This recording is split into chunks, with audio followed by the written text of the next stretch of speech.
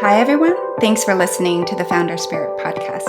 I'm your host, Jennifer Wu. In this podcast series, I interview exceptional individuals from all over the world with the Founder Spirit, ranging from social entrepreneurs, tech founders, to philanthropists, elite athletes, and more. Together, we'll uncover not only how they managed to succeed in facing multiple challenges, but also who they are as people and their human story.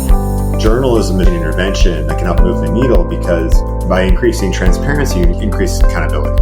Joining us today is the determined Rhett Butler, founder of Mongabay, a nonprofit media organization. Reporting on nature and planetary challenges, it is the leading conservation and environmental science news platform that highlights critical issues often overlooked by mainstream media. Inspired by his love of nature and motivated by real-world losses, Rhett launched Mongabay in his early 20s to raise awareness about the destructions of tropical rainforest.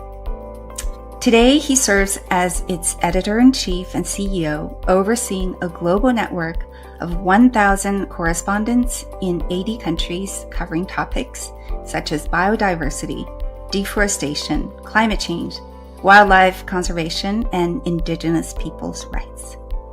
Just how did Rhett, who started Mongabay in his pajamas, come to build a leading media platform in environmental journalism? Let's talk to him and find out. Hello, Rhett. Welcome to the Founder Spirit podcast. So excited to have you with us today, and thank you for taking the time. It's a pleasure to be here. Thank you for having me. Great. Rhett, growing up in California, what were some of your formative experiences? I was lucky to have a family that appreciated nature. So we would go out often hiking in the local forests or playing in the creek that's a couple miles from our house. So I had a lot of exposure to outdoor experiences. Every summer we would go up to the Sierra Nevadas where my grandparents had a small cabin on this lake. And that was really special for me because I could go see wildlife and hike around this lake and really experience the beauty of nature. The other thing that entered into my childhood that was really important was my mother's a travel agent and my father traveled a lot for business. Mm-hmm. And so we had opportunities to experience places that most people don't have a chance to experience. And so we would typically do a family trip once a year, and it was often to a place that was not standard, I guess. You would go to Venezuela or another part of the world. So that was also very important in those formative years. So as a child, your exotic travels took you to the riverbanks of Rio Napo in the Ecuadorian Amazon, and also to the tropical rainforest in Borneo. What were some of your fondest memories from these early globe-trotting days?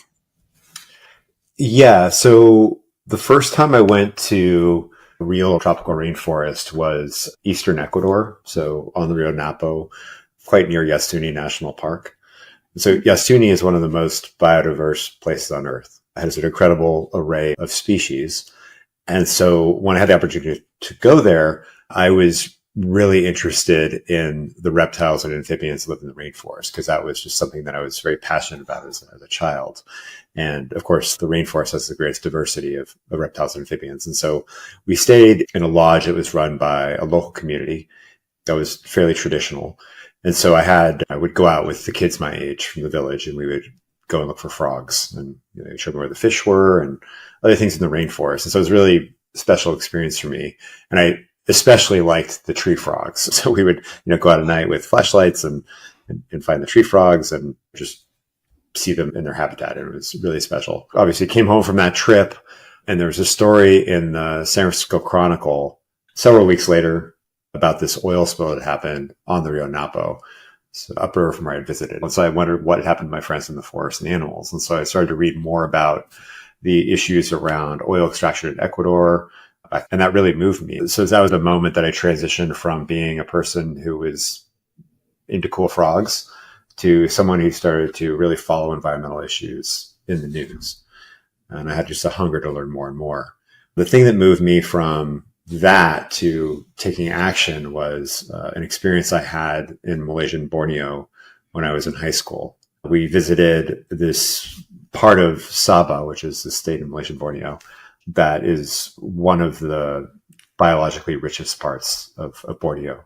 And it's an absolutely beautiful forest full of all sorts of incredible creatures.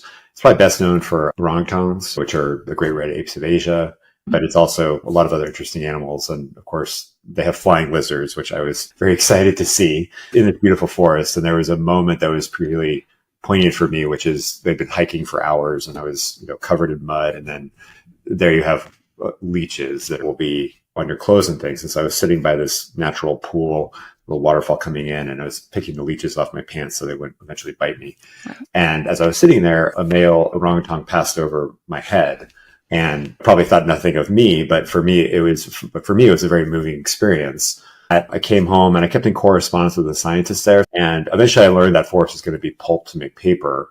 That happened. So the forest was destroyed. And today that area is an oil palm plantation.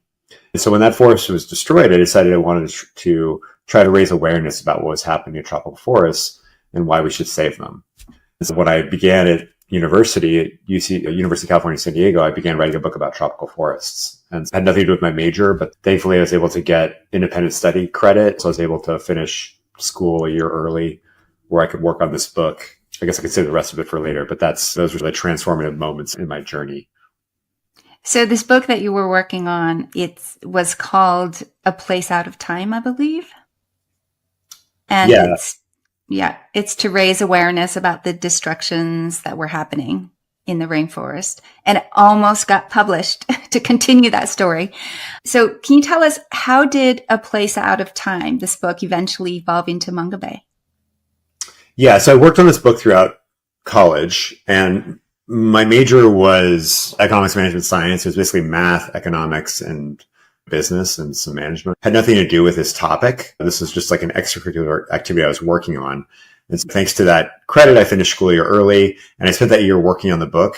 And then to pay the bills, I was trading derivatives. And so the market's only open a few hours a day, and I had a model, but I had a lot of time for working on this book. And so that's what I did. I eventually found a publisher that was an academic press. And the publisher said they wanted to publish the book, but they weren't going to put photos in it because it was going to be too expensive. And so basically what they were proposing was essentially a textbook. And to me, that defeated the purpose of what I was trying to do, which was convey the beauty of rainforests and why we should save them. I thought I didn't write this book for money. I wrote it for impact. And so I decided not to publish the book. I took the text and put it online so people could read it for free. And I decided to name it Mongabay, which is derived from the name of an island off Madagascar. So the reason I chose that name is I wanted something total. First of all, that was a very special place for me as well. It's this like beautiful island covered with rainforest, full of all sorts of amazing animals, and it's surrounded by coral reefs, and there's humpback whales nearby. So it's close to paradise for me. But I wanted to have a unique name when I started this thing. And I didn't know it was going to become a popular website, but I just wanted to have some way to track this thing and have it be unique. So that's where the name came from. But initially, Mongabay was just this rainforest website. Mm-hmm. But I had written a book earlier when I was in high school about tropical freshwater aquarium fish. So that may seem like a really obscure topic, but when you go to the pet store, the fish we typically would see most commonly would be tropical freshwater fish, beyond like goldfish. I was very interested in the ecology of these fish, like where were these fish coming from? And so the angle I took with that book was describing the species that were commonly seen in aquariums, but they're talking about where they came from. So that was like the unique angle. And so I'd actually sold that book when I was 17, but I put in a clause into the contract which said if they didn't actually publish the book, that the rights would revert back to me in, I think it was 2001. And so what happened was I sold the book to this publisher, and the publisher was then acquired by another entity and then another entity, and then the book didn't get published.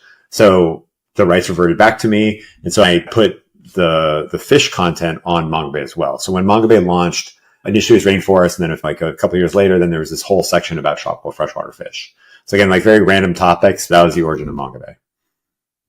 Right. So while you launched Mongabay dedicated to rainforest conservation and tropical freshwater aquarium fish, you were also working full-time at a tech startup in Silicon Valley. In the summer of 2003, so that's about 4 years after you launched Mongabay, Google introduced AdSense, which is a program through which online publishers could serve advertisement based on content and audience. And by this time, you had already garnered, I think, 100 100,000 visitors per month. So you quickly adopted this pay-per-click business model, and Mongabay was finally generating revenue. And at age 25, 26, you decided to quit your job to pursue your passion. But did you have a very clear vision of what you wanted to build at that time? I did not have a clear vision of it at the time. There were some kind of gaps in the space that I was working in that I felt like Mongabay could contribute here. But one of the first things I did was create this section for children, which I had adapted into about 40 languages by native speakers, because I felt like it was really important for that next generation of kids to learn about these ecosystems and be inspired by them, because that's what got me in this space. And so that was a priority for me. I also wanted to not have the problem with photos again, so I just kept taking photos.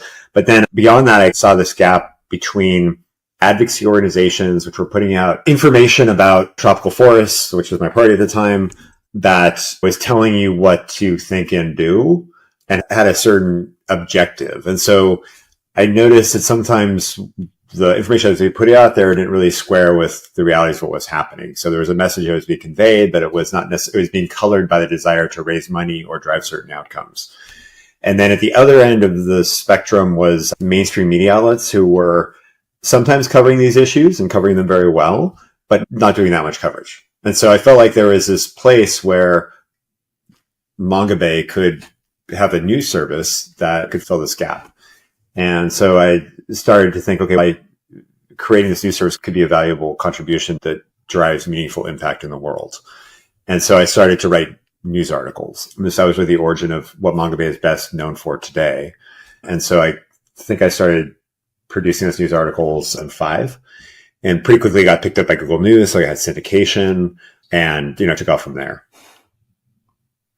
And so I understand in the first year of publishing the news service, you wrote almost 1,000 stories by yourself in your pajamas in your apartment. That sounds about right. I mean, some of those would have also been written by the road, and I don't always wear pajamas, but yeah, I mean, basically accurate, yes. And I'm also curious, for someone who is a business economics major with no journalism background, how did you become such a prolific writer? I think the key is really just working like a maniac. So just being willing to put in the hours. I think that pretty early on, I identified the importance of being able to communicate. And for whatever reason, I seem to be able to do that via writing pretty well. I think part of it may be about my education. I went to public schools and things, but I had to write a lot of essays. And I think that was probably really helpful for developing my writing skills. I also read a lot, which I think is very useful for becoming a prolific writer. I'm not going to say a good writer, but a prolific writer. And writing was my medium. I'm not like an on-camera person or like a good voice person, but I could communicate via writing. And so that's what I focused on. You operated Mongabay entirely by yourself in the first 7 years. What was it like in the early days? I mean, it was constant work. It was dealing with a wide range of issues and people reaching out. And it was like a different era of the internet. It was just like a lot of putting out fires, but then also just like a ton of writing.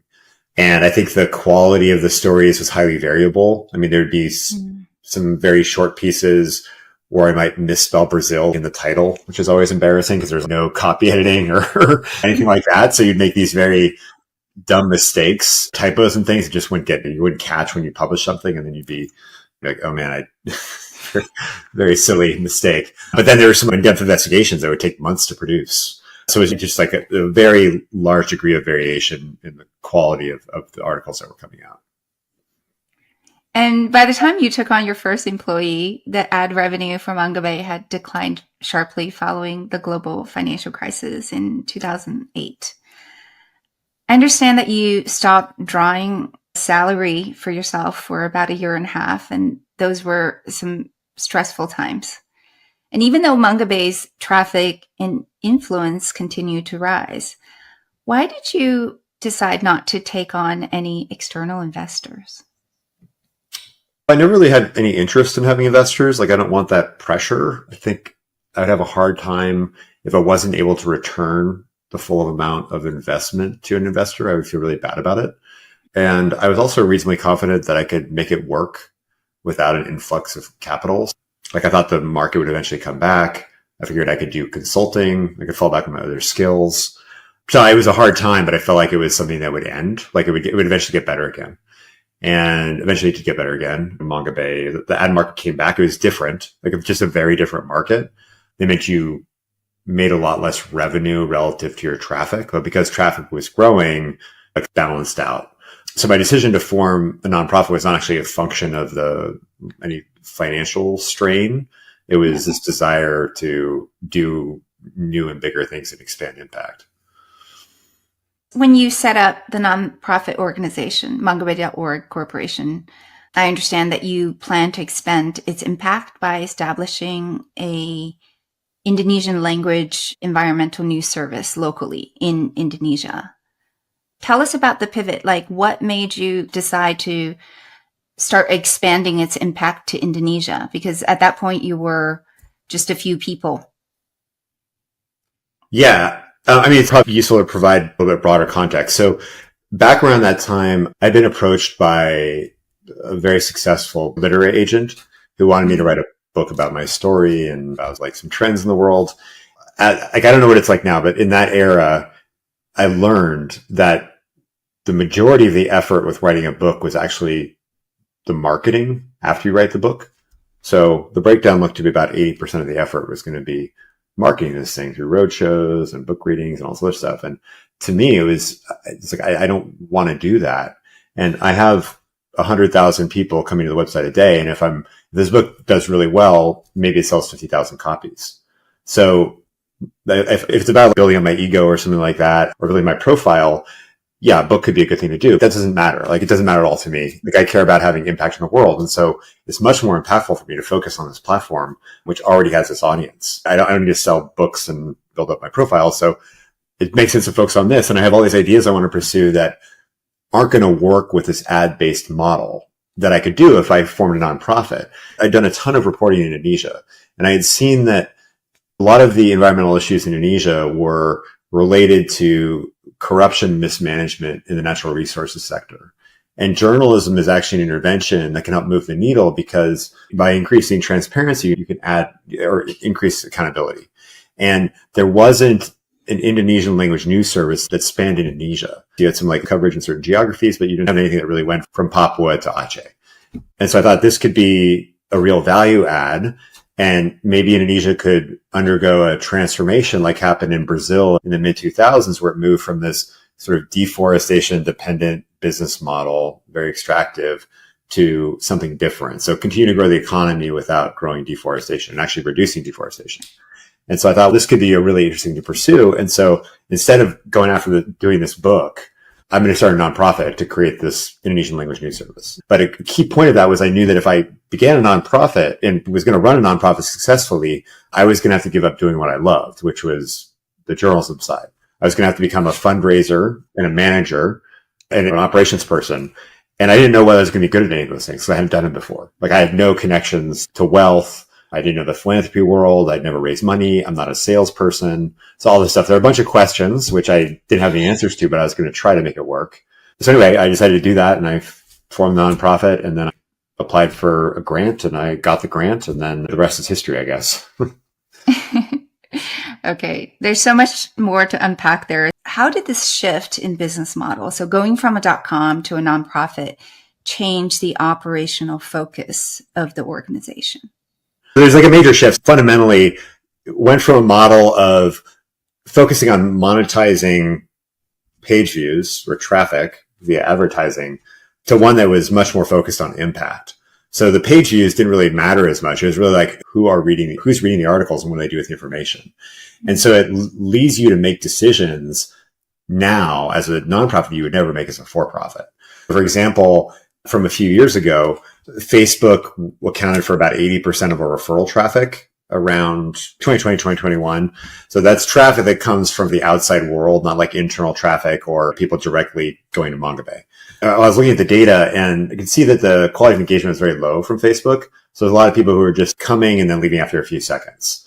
And so that's not really translating to impact. It's like empty traffic. So if you're just monetizing off of traffic, the advertising, then that's fine. Like, it doesn't really matter. It's like you just care about eyeballs. If you're trying to have a meaningful influence in the world where people make decisions off your articles. Like they're probably not going to make much of a decision off an article if they look at it for 3 seconds. And so basically determined that Facebook was just not high quality. We're going to change our outreach strategy. We're going to instead put people and effort into other platforms that are driving higher quality engagement. And so we did that. And the next month after we flipped the switch, we lost 4 million visitors, which again, off an ad model, that would be pretty devastating. But the thing is, the amount of time that people spent on Mongabay actually increased with that 4 million user drop. I think it went up by 8 or 10%. I can't remember exactly now. But it was interesting because focusing on other platforms meant that we were reaching people who spent more time on the site and they clicked on more things and they scrolled further and things like that. So if we're trying to use time as a very basic proxy for potential impact, it was a positive thing. So that loss in all those visitors was meaningless in terms of impact. Again, with an ad model, we probably wouldn't have made that decision because it would have lost all that advertising revenue. Yeah, that's interesting because even though you had less people coming, you attracted an audience who really cared about the environment. Exactly. So it's a higher quality audience Engagement. in terms of engagement and what they then did with that information. Nowadays, Mongabay has become a respected source of information for policymakers and researchers and environmentalists and also the general public. And its in-depth coverage resulted in some substantial on-the-ground impact over the years. Can you give us some examples of the impacts that Mongabay has had? Sure. So a relatively recent example is from Central Africa, so the country of Gabon, which is part of the Congo Basin. And we had a local reporter who was doing a story about this community that had been managing this forest, ancestral forest, for generations. And it was a very high quality forest. And so they had basically preserved this forest as a healthy and functional ecosystem while deriving livelihoods from it. And a Chinese company had recently been granted the right to log the forest. And so the community was very upset about this. And so that was what the story is about. And the story caught the attention of the environment minister of Gabon, who went and then visited the site. And he was supposed to just be there for a few hours, but he ended up staying, I think it was for 2 days. After he was there, he came back and decided to revoke the permit of the company and recognize the tenure rights of the community. So the forest is protected. One of the most important things is conservation in Gabon had tended to be very top down. And this was the first case that we had seen of a bottom up conservation initiative where this community had conserved it and then had their rights recognized. And so it set this precedent for creating other community led conservation areas in Gabon. So that was a really exciting direct impact where we knew that we did this reporting. We were the only people who reported on it. And then there was this outcome. And we know that the environment minister had read the story and reacted to it. Another case from a few years ago was related to fishing in the high seas. So the story began as an investigation into labor abuse within a tuna fishing fleet that was run by a Chinese company called Dalian Ocean Fishing. Mm-hmm. And so what was going on is there were people who were applying for jobs, like office jobs or other things. They would show up and then they'd get put on a boat. They'd have their passport taken away. They'd be stuck on a fishing boat for years. So a number of people died. A much larger number of people got really ill and sick and just had a lot of health problems.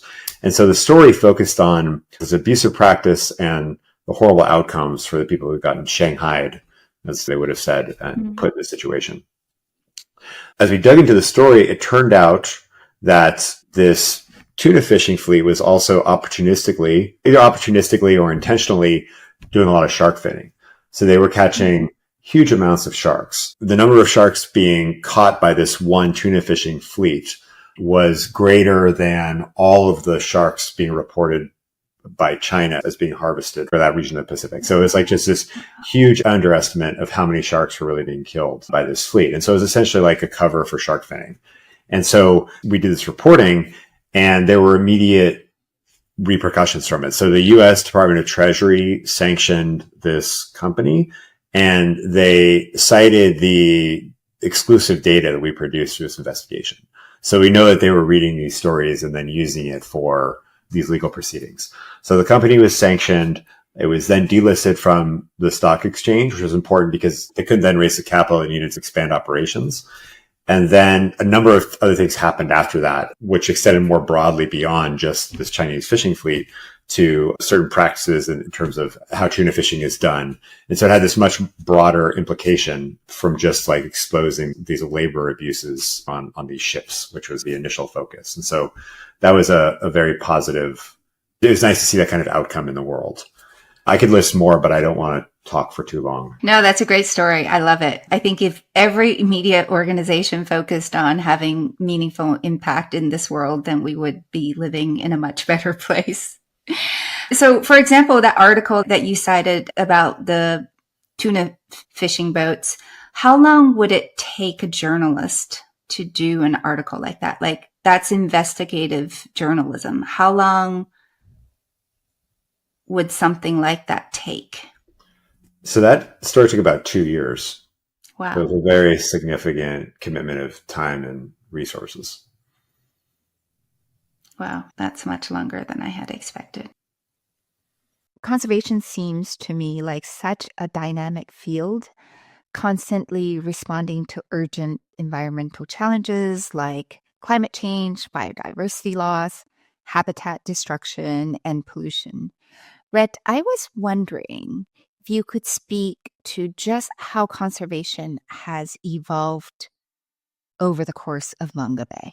There have been a lot of changes in the conservation sector since I launched Mongabay 25 years ago. First, environmental degradation and biodiversity loss continue, but awareness has grown significantly as the effects of climate change, deforestation, and pollution worsen and affect more people directly. Essentially, environmental damage is becoming more relevant to more people. Another trend is, thanks to advances in technology, ignorance is no longer an excuse for inaction. Deforestation might be the best example of this shift. We can now track when and where it occurs in near real time, enabling timely responses. The only real limitation is the political will to act. The increased availability of data has also improved our understanding of what works in conservation. This has led to greater recognition of the role that indigenous peoples and local communities play in achieving conservation goals. Areas with indigenous land title generally show lower rates of environmental degradation, including lower rates of deforestation and poaching. There is now a stronger emphasis on bottom-up approaches like indigenous MO communities. Another major trend is the recognition of the value of ecosystem services. There have been some promising developments. That said, a lot of issues still persist, as we've seen in the forest carbon market. Finally, there's a growing movement to recognize the rights of nature. Rhett, across the different geographies where Mongabays operate, Asia, Africa, and Latin America, what conservation models have you seen that have worked really well over the years? So I already touched on the essential role that indigenous peoples and local communities play in protecting ecosystems and biodiversity. This is an area that is certainly more recognized today than it used to be. Another key factor has been the effort to align incentives for conservation. One of my favorite examples of this comes from Indonesian Borneo. In the 1990s, a woman named Kinnari Webb traveled to Kalimantan to study orangutans. She discovered that many locals resorted to illegal logging in order to cover emergency healthcare costs due to the limited access to quality medical care. Webb realized that it would be difficult to protect orangutans and their habitat without addressing these healthcare challenges. That led her to attend medical school to become a doctor. After completing her residency, Webb founded Health and Harmony, which is a nonprofit organization, and returned to Borneo. There, she set up a collaboration with a local partner called Project Asri, and together they established a clinic in a village near the park. These organizations introduced a program offering discounted healthcare to communities that sign MOU, which commits them to not engage in illegal logging. Residents unable to afford services at the clinic can work on conservation projects instead, such as maintaining an organic farm and a seedling nursery that supports restoration and reforestation efforts. A 2020 study found lower deforestation rates in communities that had signed the MOU. One of my favorite parts of this project is an unexpected benefit that emerged around livelihoods. Small farmers trained in organic farming reduced their use of fertilizers and pesticides, which lowered their costs. This shift also allowed them to switch from paddy rice to more profitable crops, especially vegetables. This approach has effectively expanded the local constituency for conservation by linking healthcare to forest protection. Community members saw improvements in their livelihoods and health outcomes while contributing to environmental and biodiversity conservation. The group has since extended its work to the Brazilian Amazon and Madagascar. There certainly remain many major obstacles to making progress on conservation. So a few of these include powerful forces who are opposing conservation. So this would be companies and governments that continue to exploit and destroy the natural environment. These are powerful and deeply entrenched interests. Another obstacle is lack of economic incentives for conservation. That includes perverse subsidies that often undermine conservation efforts. Another big problem is public apathy towards the environment. This is a relatively, a newer problem, but criminal networks and impunity. So places like parts of the Amazon are increasingly lawless, with deforestation interacting with illegal activities. So plantations, cattle ranching are often used to launder the profits from, say, the drug business. And then the last one I would call out would be the degradation of the information ecosystem. So I think we're all aware of this, but a lot of people these days are struggling to distinguish between reliable and unreliable information. So in other words, what's real and what's not real.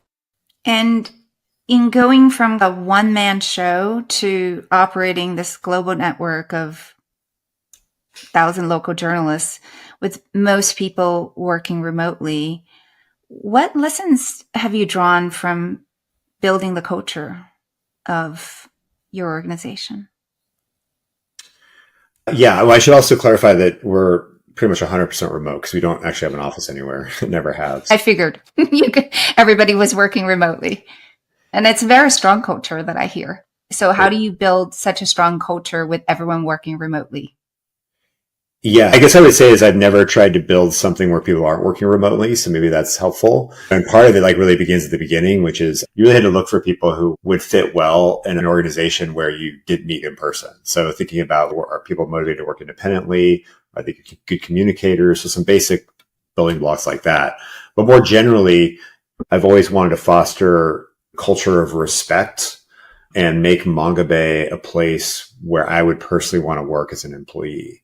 Listening to other people, being open to feedback, minimizing assumptions in terms of where they're coming from, what their ideas are, what their background is, and things like that. So I think those are some fundamental pieces of it. But the way that kind of manifests operationally is we don't have a blame culture. So if someone makes a mistake, we don't separate them out and say oh, Barbara Smith did this horrible thing and let's call her out. We talk about an issue that comes up much more generically and what we can learn from it. And so I think that has been, for a lot of people who've worked in the media space, that is unusual.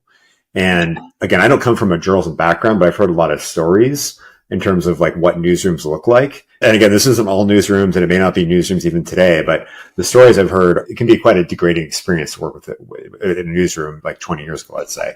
And I didn't want to have Mongabay be like that. I wanted to be a place where they could be happy and productive in their work, but also be respected. And so that's just what I've tried to build. But I think what that's manifested as is that people are generally very happy to work at Mongabay, and we have a very low turnover rate. Very few people want to leave Mongabay, and whenever we have an opening in the newsroom, we're overwhelmed by the number of really impressive people who want to come work with us. It's a very good place to be from a hiring standpoint because you have so many people who are passionate about your organization and the work you're doing. And so we're able to get very good people who want to be part of Mongabay's team. That's right. I understand your first employee is still writing for Mongabay. As you mentioned, on a personal level, your role at Mongabay has changed significantly over the years. You've had to abandon writing to focus more on running the organization and fundraising. What do you miss most about the old days? Is it wildlife photography? Is it writing? It's writing substantive pieces. 'Cause I do some writing, but it tends to be stuff I can turn around very quickly. So it's like looking at Brazil forest data and just being able to, whip out something in like 10 minutes. Or it's maybe like an interview or I write an introduction. But I'm not doing that substantive, in-depth analysis or investigations or field reporting anymore. And so it's been hard to let that go. I mean, a lot of what I write is for an audience of like 3 people. It's like, say, some program officers or a donor prospect. And so it's that kind of writing. Lately, I've been writing more for LinkedIn because it's a good way to reach certain audiences. But I cap my total time spent on LinkedIn, which means anything writing related or responding to anything at an hour and a half a week. So it's not that much time. And actually having the short format is good because it means you can't write too much. So you have to be very succinct and efficient with what you're trying to say. So it's good for discipline, I think. That's right. And who likes writing emails anyway? Yeah, do a lot of emails. In early 2020, Philip Jacobson, a Mongabay editor, was detained in Indonesia over a period of 45 days. And during that time, you organized a media blitz, including the New York Times, the Wall Street Journal, local Indonesian newspapers, and social media. You also coordinated his release between members of Congress in the US and officials in Indonesia, civic society. Can you tell us the story behind how you managed to free Philip Jacobson? Yeah, so that was a very stressful time. Yeah, so Phil was detained in late 2019 and he was under house arrest. And it was interesting because he was arrested for doing journalism at a time where he actually wasn't doing reporting on that trip. He was an editor.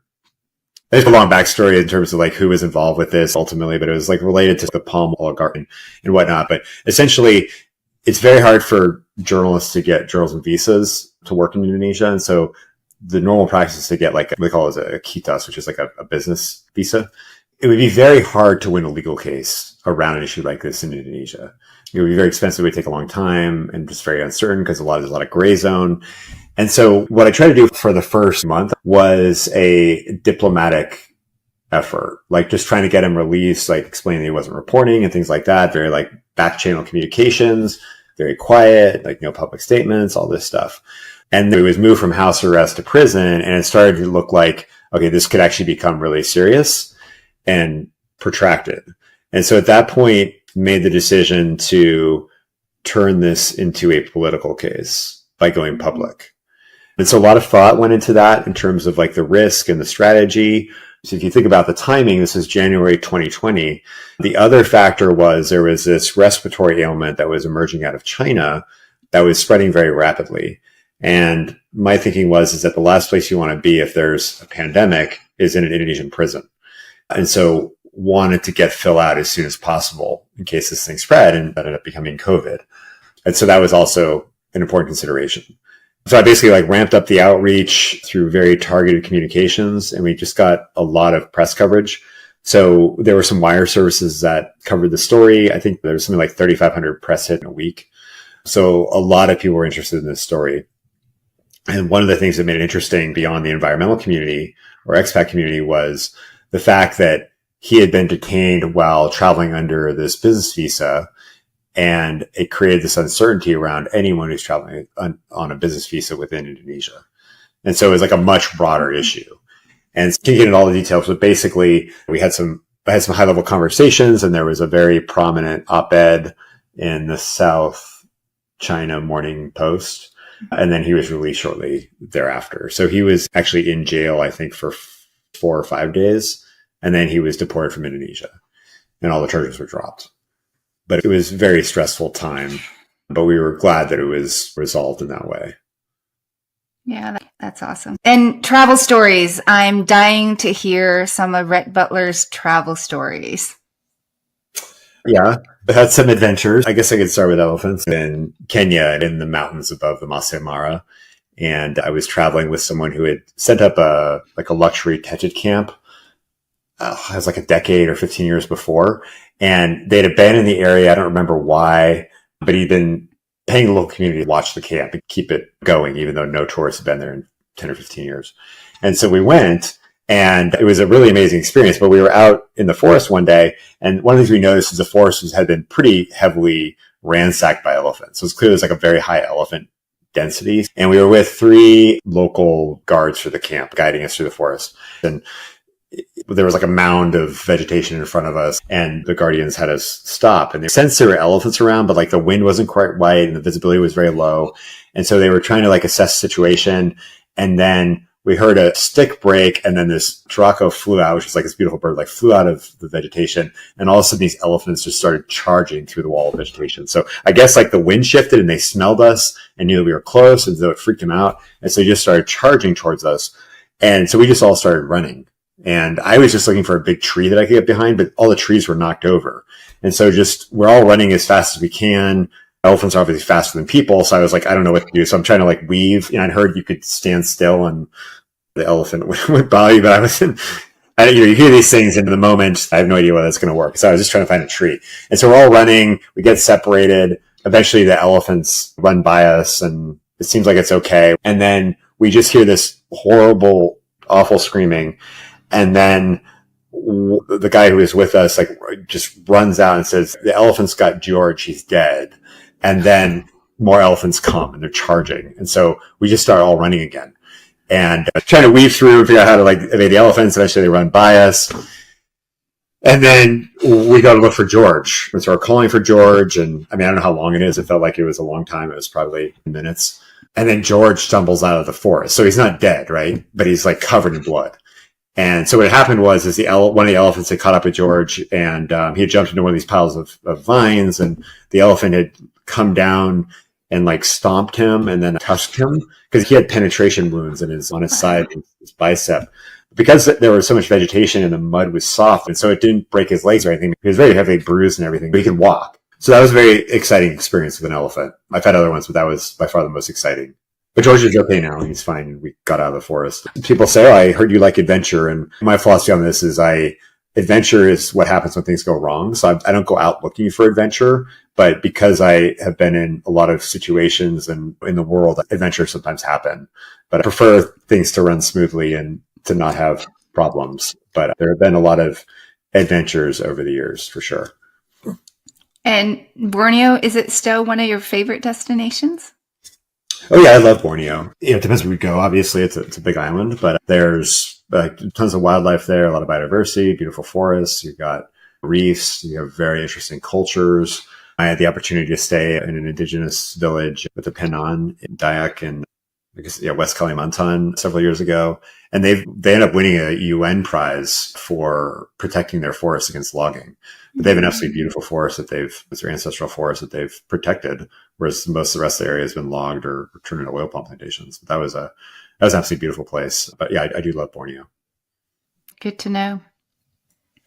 You've developed this beautiful friendship with Dr. Jane Goodall, an English primatologist. In fact, a few days ago, you joined her on stage in San Francisco to celebrate her 90th birthday and the 25th anniversary of Mongabay. Earlier this year, I also had a very brief encounter with her. And I'm curious, just from your side, what have you learned from Jane? The first thing is just, I'm astounded by her level of patience. Just the amount of people who recognize her and approach her is just, it would overwhelm me. And just, she's so gracious and thoughtful, and just to be able to navigate that, I think is one of the most amazing things I've ever seen. I think also the importance of having a simple message is something I've always believed, but with her, she's able to convey sometimes very complex, sometimes very controversial topics in a pretty simple way, which is ultimately how you reach a lot of people and engage a lot of people. Also, her ability to be an icon despite not wanting to be an icon. Like she didn't choose to be in the spotlight, but that's what's happened. And now that she's in that space, she's doing the most that she can with it, even though it's not something she's fully comfortable with. That's very important, I think, to be able to do that and also just recognize how hard that is for a person. Rhett, you're a father now, as mentioned. How has your outlook changed since having kids? So my outlook hasn't changed since having kids.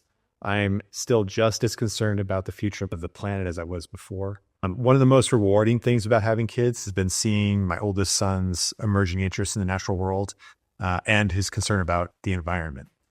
He's 6 now, but he's already picked up an incredible array of knowledge about ecosystems and animals. And I've learned quite a lot of random wildlife trivia from him. He's quite aware of Mongabay's work and recently told me for Christmas and my birthday that he would like to do something nice for Mongabay. He doesn't know yet what that is, but he is working on some ideas, he tells me. On a related front, both he and his younger sister have had the opportunity to spend time at our home with Jane Goodall. This was back in April, around the time of her 90th birthday.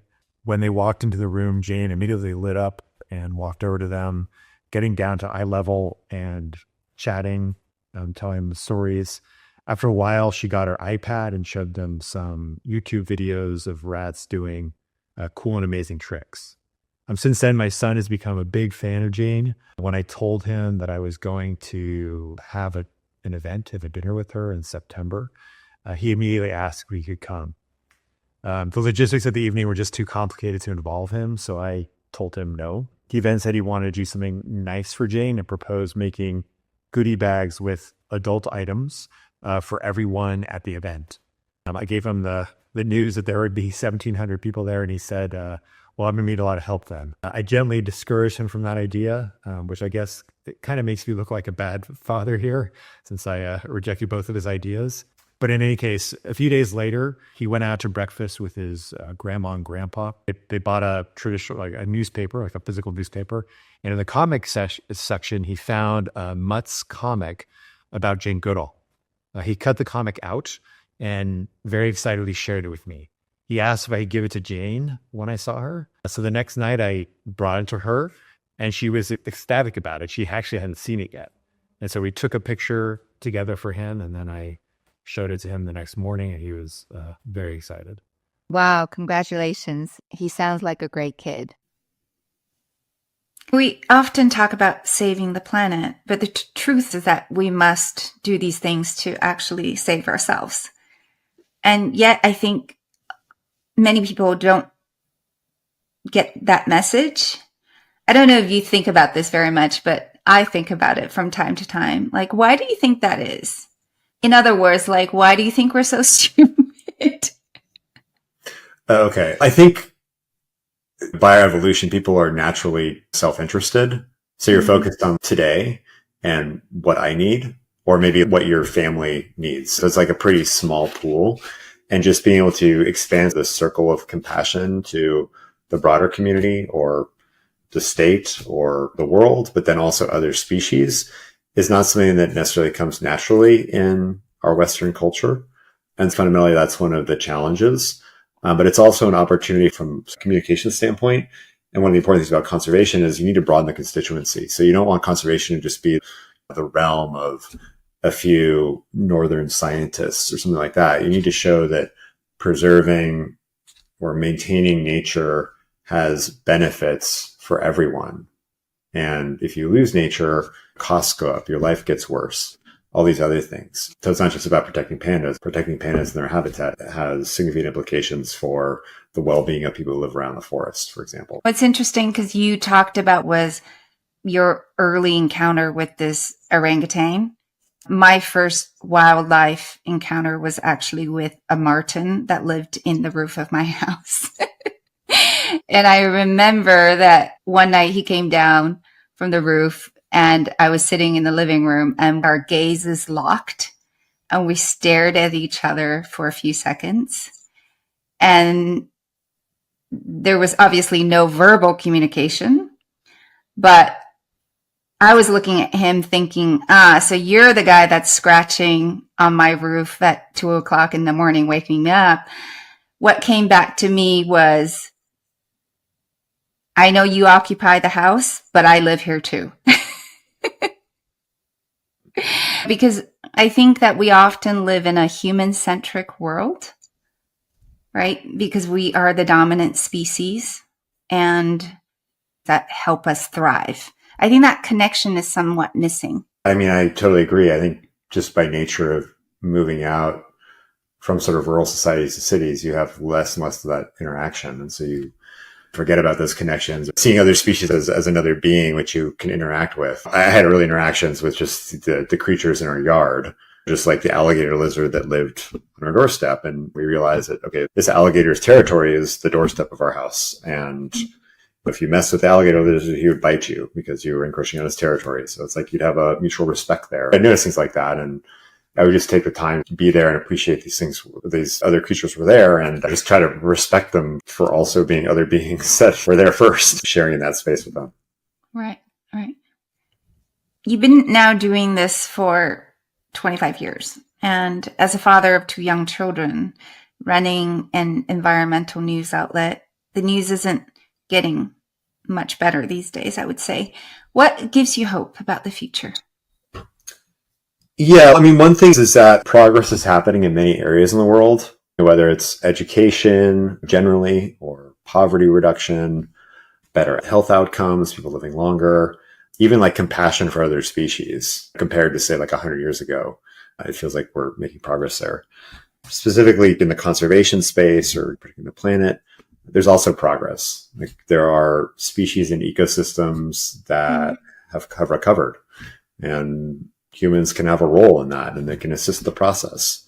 At a micro level, there are a lot of sources of inspiration as well. So people who are doing incredible work at the front lines of nature, where they're defending their traditional territories against encroachment or destructive companies or governments. There are communities that are developing solutions. So there's a lot of green shoots out there, things to be hopeful about. So there's a lot of negative in the trend, but there are positive things happening. There's also evidence that transformation can happen pretty quickly. So if you look at electric vehicle adoption in certain markets, it's been much faster than predicted in some markets, or the shift to solar energy has outpaced even the wildest extrapolations. And so I think that there is reason for hope. And it's not just like hoping for hope's sake. It's, I would call like informed optimism. So you can see that change is possible if the right opportunities are there and people's interests are aligned. If you could convey one key message to the world about nature conservation, what would it be? My message would be our survival and quality of life are deeply intertwined with the health of our natural world. Protecting nature is not only about saving species or landscapes, it's about preserving the foundations of clean air, fresh water, food security, climate stability, and the joy we find in the world around us. By safeguarding nature, we protect ourselves and future generations, creating a resilient, livable planet for all. Because every act of conservation is an investment in a healthier future for everyone. And what would you want the audience to take away from your story? What I want the audience to take away from my story is that you as an individual can make a difference. So start small and see where it takes you, basically. I was just a guy who was really into cool frogs and became interested in rainforests, started a website, and just kept building off it. And it's ended up having some impacts in the world and providing opportunities for a whole bunch of people to get involved as well. Maybe you start a community garden. Maybe you're able to raise funds for a local conservation group. But most people who will be listening to this podcast have the ability to make a difference in the world. And it can be very small, but small things can turn into big things. Thank you. And last but not least, what does the founder spirit mean to you? I think it's this whole idea of entrepreneurial mindset, a willingness to take risks and think about things differently and look for opportunities. So it's the ability to wear many hats and then overcome adversity or challenges and then recognize opportunities. So if something builds off successes, have resilience and the ability to be adaptable. So Mongabay has evolved so much since its beginning, and I never expected it to turn out to be anywhere near as big as it is today. But it's the product of being willing to listen and then iterate based off feedback. And so that flexibility has just been absolutely critical for our existence. Having that passion and drive, that really deep commitment to whatever your mission is. Congratulations on Mongabay. I think it's a testament of your blood, sweat, and tears. That's for sure. We're now coming to the end of our interview, and we end every episode with a quote. And for this episode, we have a quote from David Attenborough, a British broadcaster, biologist, and natural historian. Nature is our biggest ally and greatest inspiration. Rhett, many thanks for coming on the Founder Spirit podcast today and inspiring us with your love for nature. Thank you for having me. It's been an honor and a pleasure. Thank you. If this podcast has been beneficial or valuable to you, feel free to become a patron and support us on patreon.com. That is patreon.com/thefounderspirit. And as always, you can find us on Apple, Google, Amazon, and Spotify, as well as social media and our website at thefounderspirit.com. I'm partnering with the Wheeler Institute, a nonprofit foundation focused on accelerating the transition to a net zero economy in restoring planetary health.